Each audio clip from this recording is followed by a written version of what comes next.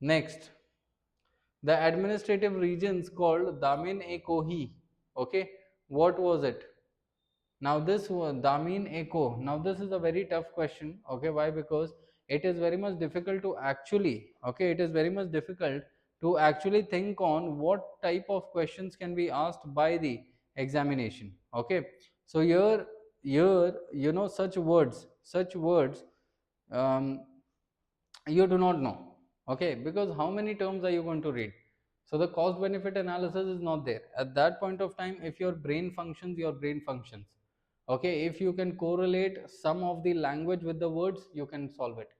Otherwise, my recommendation is generally that whenever do not go that much deep in terminologies that you become vulnerable to the other things. Why? Because as you can see, the more you are studying, okay, the more deeper you go, you might see there are chances that you are going to miss out on something. So why to do that? It's better conceptually understand it, and in the examination try to do some logic and analytical ability and implementation of your conceptual understanding. That's it, you will clear the prelims. Now from the above questions, did we see, what did we understand? That is there full and fledged thing that is required to clear the prelims? No. So here what do we understand is that Damin-i-Koh, what is there? That here, if we look at it now, because these are terminologies, okay, here the answer, okay, it was not going to be the British cantonment in Bihar, because Damin-i-Koh, it was associated with what? It was associated with the, you know, the tribal population. Okay, it was associated with the tribal population. That means that the, you know, it is Damin-i-Koh. It means that on the hills, okay, on the hills, on the outskirts of the hills, who are going to be residing. All right, so at that point of time, actually what had happened is that the Europeans, okay, the Britishers, they wanted to increase the areas under cultivation, because the more the area was under cultivation, the more they could tax those areas. Now because the more they could tax those areas, what happened is that they, because hills were at that point of time resided by whom? The tribals. So what they did is that they generally, demarcated certain territory and gave it to the Santals, or the tribal community, to do, and told them that you guys cultivate here, become settled here, you cultivate here, this is your land, so that they could tax them, okay, and enhance their revenue. So that was what happened here. So here when we are going to talk, a British cantonment in Bihar, no. A forest reserves for the Pahari, no. A demarcated territory for Santal settlement, yes. Okay, so the answer here is going to be seventh is C. Next is, consider the following statements about the Indigo Commission. You are aware about the Indigo Commission, that is the Neel Bidroh that happened. Okay, that is the Indigo Revolt that happened. In retaliation to the Indigo Revolt, there was the particular, the Indigo Commission which was set up. There was the Indigo Commission which was set up. Now, it was set up to investigate the grievances of indigo cultivators. All right. Then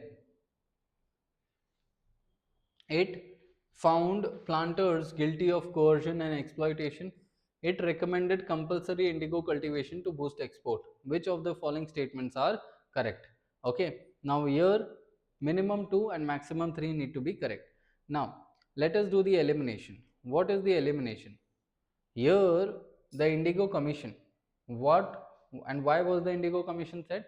It was a result of the Indigo Revolt that happened. Now the Indigo Revolt, you are very much well aware, and you can do the common sense that why would the Indigo Revolt be done? Okay, because indigo was forcefully being, cultivated, and the planters were forcefully making the peasants cultivate the indigo on their farm fields. Okay, and in retaliation to that, the Indigo Revolt was done, and as a conclusion to that, the Indigo Commission was set up. Now this commission, it was set up to indicate the grievances, means to investigate the grievances of indigo cultivators. Obviously yes, that is the reason that it was set up for. Then it found the planters guilty of coercion and exploitation. It was a conclusion, right? It was a conclusion of the indigo rebellion. So second is also right. It recommended compulsory indigo cultivation to boost exports. Would it have?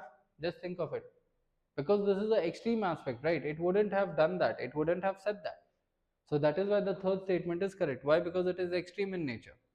Now when we are talking about that extremity, so that is why if we eliminate 3, okay, so we can come up with the answer as A. Okay, we can come up with that answer. So next when we talk is consider the following pairs. Alright, so what can we understand?